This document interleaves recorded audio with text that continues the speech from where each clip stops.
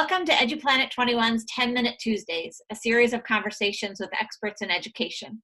We continue to speak with authors of our PLUS Learning Pathways to provide educators with actionable and practical information in bite-sized pieces. My name is Claire Cook-Scott, and I'm with the content team at EduPlanet 21. Today, I'm once again joined by Allison Zmuda, an education consultant and author of Students at the Center, Personalized Learning and Habits of Mind, as well as Bena Kallick, co-author of that book, as well as co-director of the Institute for Habits of Mind and Chief Strategic Advisor at EduPlanet 21. Welcome back, Bena and Allison. Thank you. So we've had a couple of conversations so far. One, we did an overview of personalized learning, including talking about the definition and trends. And we've also talked a little bit about the elementary classroom. So for our 10 minutes today, I'd really like to focus on the secondary classroom. But just in case somebody didn't listen to our first conversation, can you give an overview of personalized learning and your definition and what you shared during that time?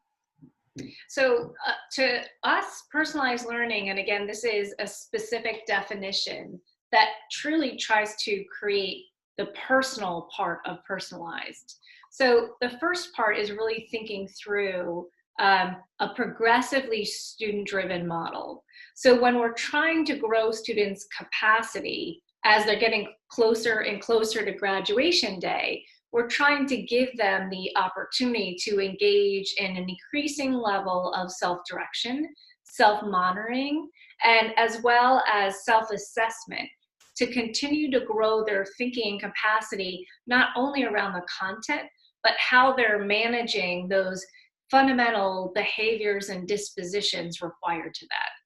The second part is really thinking about the kind of work students are doing.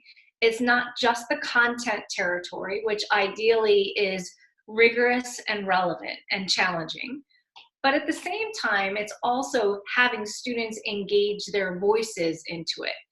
Voice comes through the lens of the kinds of questions that are very much on their mind in relation to the broader topic or level of inquiry at play.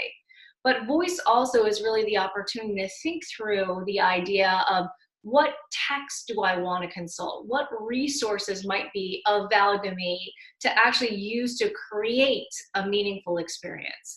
So trying to think about the idea of a consumer and a creator of personalized learning is something that we deeply care about. So can you provide some specific examples of where you've seen personalized learning? So I want to clarify a misconception right out of the gate. First of all, is that you don't necessarily do personalized learning. You focus on an aspect of personalized learning. So we talked earlier in one of our interviews talking about the power of building relationships in service to learning. Let's talk a little bit now about setting goals and actually monitoring those goals, which is, again, fundamentally important, especially in secondary, where they may have longer term projects that they actually have to learn how to engage in task management, not just to get it done on time, but to do work of value.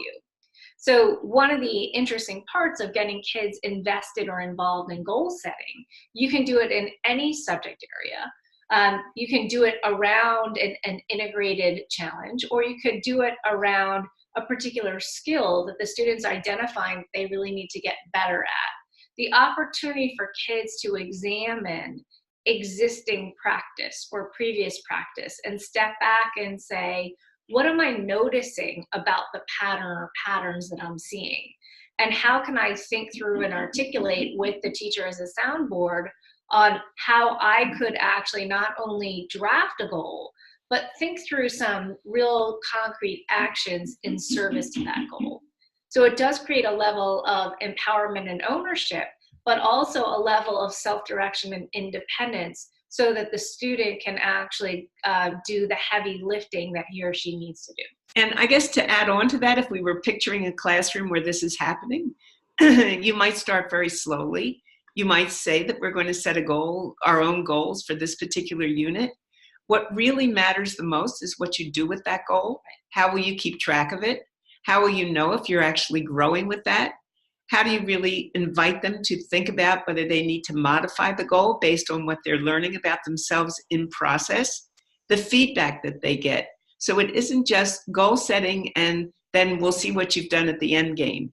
Almost everything that we think about with personalized learning has a formative component to it. It's that coaching, it's that staying alongside the student. It's really helping them to learn what you mean. And also, if you made it a goal as a teacher to do this, that you stand by it and you really make it happen. It's not one of those throwaway lines at the beginning of a unit that by the end of the unit you've forgotten you actually assigned. When you think about personalized learning and personalizing learning, what role do you see technology playing for teachers to leverage it? So I think Bena agrees with me. So we'll see if she has a different 2 cents after. But I think if you start moving into technology as the one-size-fits-all way of doing personalizing, you'll start to see that there is a level of coverage and superficiality that creeps back into existing assignments and expectations kids are doing. It also doesn't feel very good for a classroom teacher. The classroom teacher is not supposed to be managing the learning. That's not something that they are excited about going to work for that day.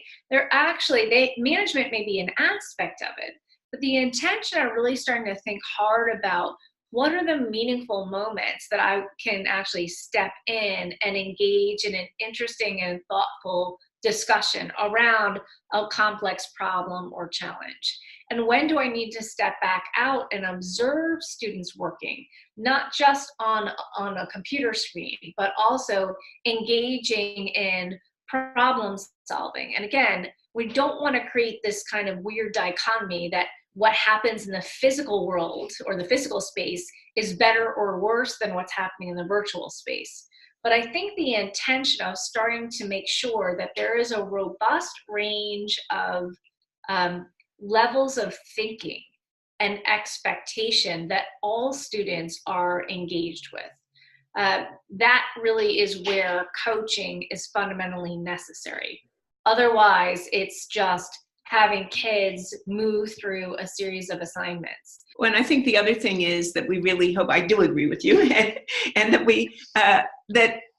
we also hope that they will discover something about themselves as learners. For example, I'll be a new learner for a recipe in cooking. If I watch YouTube and I see somebody making it, I almost don't need the recipe because I get it. But then there are other people, such as my husband, who says, a quarter of a teaspoon of this and a tablespoon of that, and writes it down, and he wants to know everything about the recipe so that he's much more of a chemist when he's cooking. I'm much more of a creative artist. So I know something about that. However, when you're baking, you can't really be a creative artist. You have to really have the recipe. So that says you need to know, when do you need text? When do you need other human beings? When do you need to see something that the technology can bring to you? How do you really know what helps you to learn best? That's why it ties back to what we were saying about goal setting.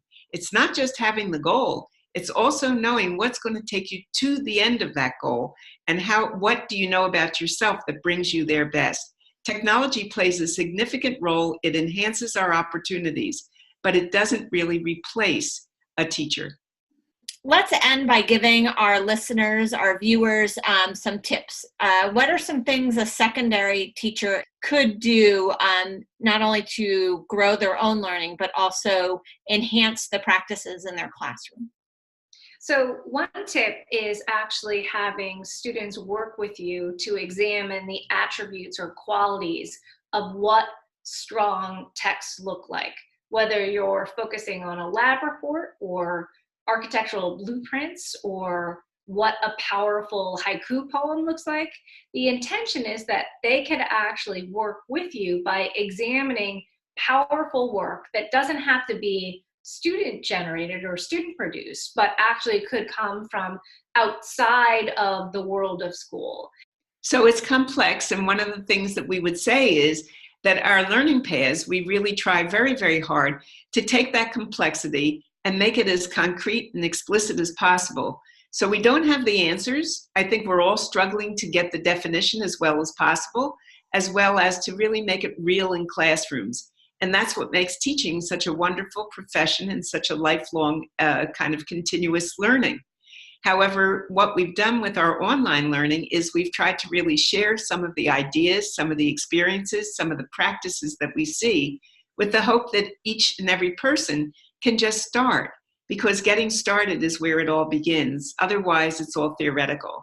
And then also we have a lovely article that we've done that kind of describes the 4 filters and how that works.